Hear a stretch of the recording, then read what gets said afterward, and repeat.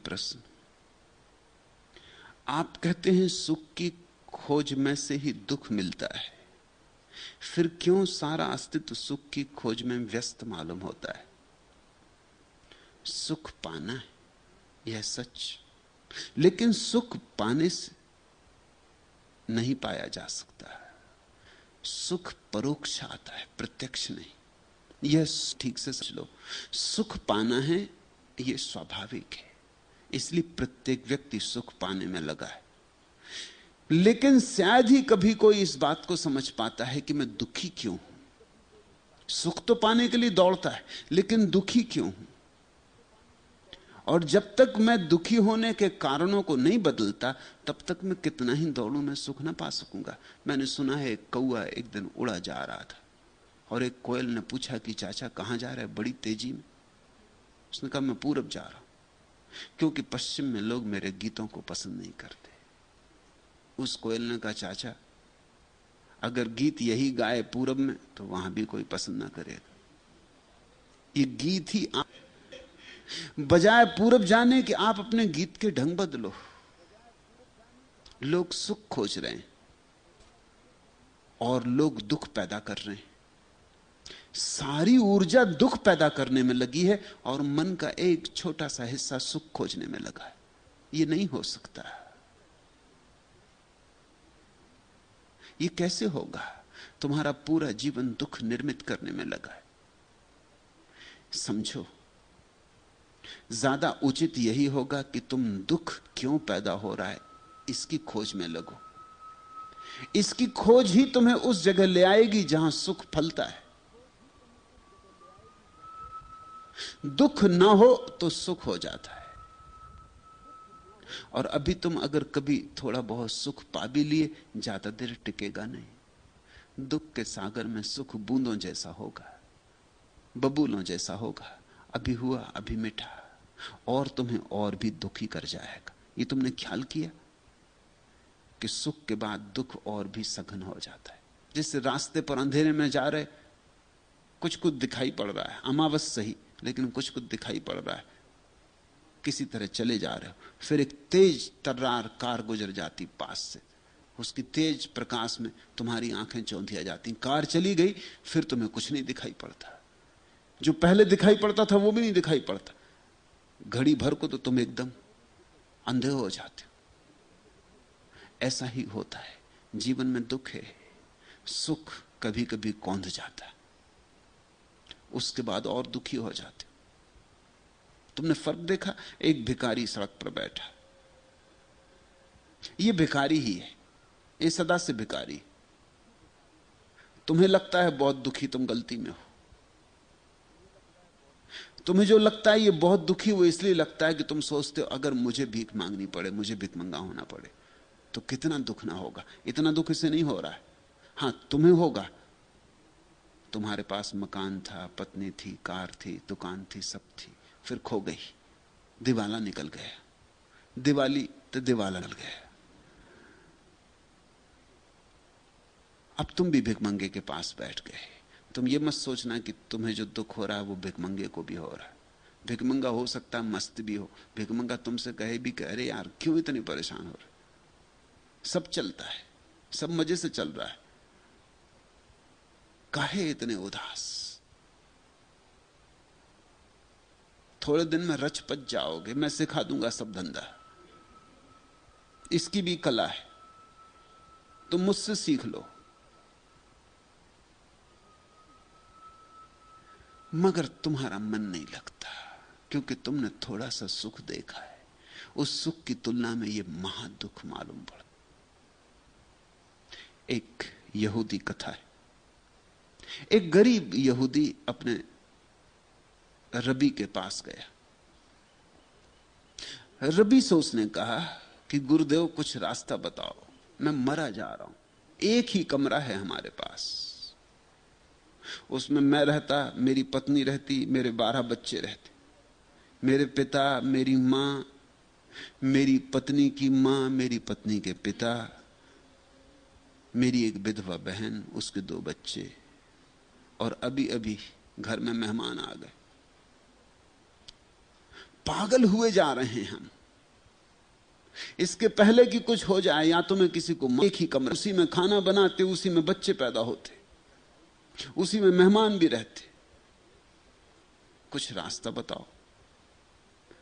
यहूदी धर्मगुरु बड़े अनुभवी लोग होते। उसने कहा तुम एक काम करो, तेरे पास गाय भैंस इत्यादि हैं। उसने कहा है 3 भैंस हैं, 2 गाय हैं, 10 बकरियां हैं, भेड़ें भी हैं, कुत्ता भी है, घोड़ा भी। उसने कहा तू उन सबको भी अंदर ले आ। उसने कहा आप होश में हैं?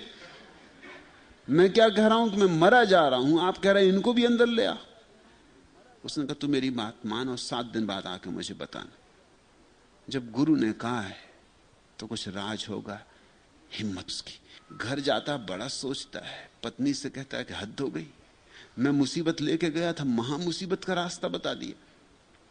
पत्नी कहती लेकिन जब गुरु ने कहा, जैसे कि पत्नियां अक्सर गुरुओं को मानने वाली होती, उसने कहा जब गुरु ने कहा तो मानना ही पड़ेगा, अब जो भी हो 7 दिन झेल लेंगे, मगर जब कहा है तो कुछ राज होगा। तो लाना पड़ा।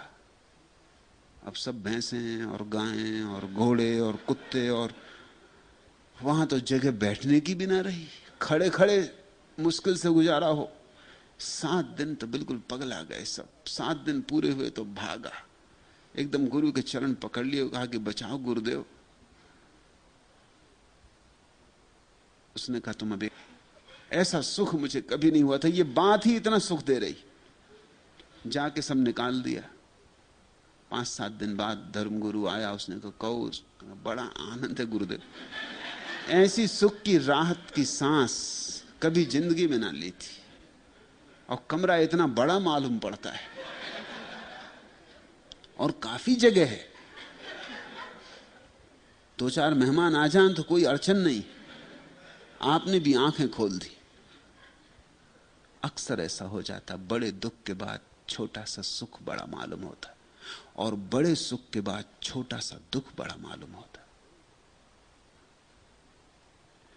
आप कहते हैं सुख की खोज खोजते, तुम दुख को नहीं खोदते, तुम दुख को नहीं निरीक्षण करते और दौड़े चले जाते हो। सुख की चीख पुकार मचाए रखते हो और दुख तुम पैदा करते चले जाते हो। ज्ञानी वह है जो सुख की तो फिक्र नहीं करता है, जो दुख का निरीक्षण करता है, जो दुख के राज खोजता है कि क्यों दुख है, किस कारण दुख है, क्या आधार है दुख का। और जैसे जैसे दुख की समझ बढ़ती जाती, वैसे वैसे आधार गिरते जाते, क्योंकि तुम ही तो पैदा कर रहे हो उन्हें। तुम ही अपना दुख पैदा कर रहे हो, तुम अपने हाथ हटाते जाते हो। जहां जहां समझ आ गई वहां वहां हाथ हट जाता है, और जहां दुख नहीं पैदा होता वहीं सुख पैदा होता है। सुख अभी जरूरी है। माटी की भूख जगी, माटी की ही प्यास, जीते रहे प्राणों को अनछुए एहसास। आंगन की गंधों में सिमट आई दूरी है, दर्द भी जरूरी है। खामोशियां भरती रहीं छंदों में रंग, दर्पण ने कर डाले सब सपने बदरंग। बिना जिए बिना मरे जिंदगी अधूरी है, दर्द भी जरूरी है।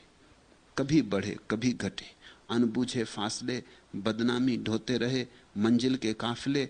अनदेखे सपनों की छाया सिंदूरी है, दर्द भी जरूरी है। दर्द का भी बड़ा उपयोग है, और वो उपयोग है कि तुम उसे देखो, पहचानो, विश्लेषण करो। तो मैं नहीं कह रहा हूं कि तुम अपने लिए दुख पैदा करो, दुख वैसे ही काफी है, कुछ और पैदा करने की जरूरत नहीं। कुछ मूड ऐसे हैं कि वो समझ गए कि दुख में उतरने का मतलब है कि और दुख पैदा करो। भोजन भी है तो उपवास करो, इसकी कोई जरूरत नहीं।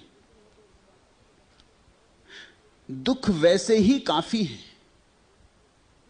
तपश्चर्या का यही अर्थ है कि जब दुख हो तो उसमें जागो। लेकिन लोग मूढ़ हैं, उन्होंने उल्टा अर्थ ले लिया। उन्होंने अर्थ ले लिया कि अपने लिए दुख पैदा करो। पहले सुख पैदा करने की कोशिश करते थे, वो दुख पैदा करने की कोशिश कर रहे हैं। पहले सोचते थे किसी तरह कमरे में एयर कंडीशनर लग जाए, अब उन्होंने धूनी रमा ली। अब वो एक आग जला के उसके पास बैठे मर रहे हैं। सोचते थे कि अच्छा बिस्तर, अच्छा सोने का स्थान, अब इतने से काम नहीं चल रहा कि वो साधारण बिस्तर पर सो जाएं, जो है उस पर सो जाएं। अब उन्होंने कांटों का बिस्तर बना लिया। अब खीले लगा के उन्होंने अपनी विशेष सैया बना ली। ये मूढ़ता है, ये एक अति से दूसरी अति पर जाना है। और ध्यान रखना, भोगी की मूढ़ताएं हैं, योगी की मूढ़ताएं, और दोनों से जो जागता है वही ज्ञानी। नहीं तो योगी की मूर्ता पकड़ लेती, भोगी की मूर्ता से छूटे किसी तरह तो योगी की मूर्ता पकड़ लेती। इधर भोगी है कि एक एक बात सुख ही सुख मिले इसी कोशिश में करता है, और उधर योगी है कि हर चीज से दुख मिले, ठंड रहा। ये मूढ़ता ने ढंग बदल लिया, लेकिन मूढ़ता नहीं गई। ना तो दुख पैदा करने की जरूरत है, न सुख खोजने की जरूरत है। दुख इतना काफी है, परमात्मा ने जितना जरूरी है उतना तुम्हें दिया है, उसका उपयोग कर लो, उसको समझ लो। उसी समझ में से तुम्हें सूत्र मिल जाएंगे, उन्हीं सूत्रों से मुक्ति है। आज इतना है।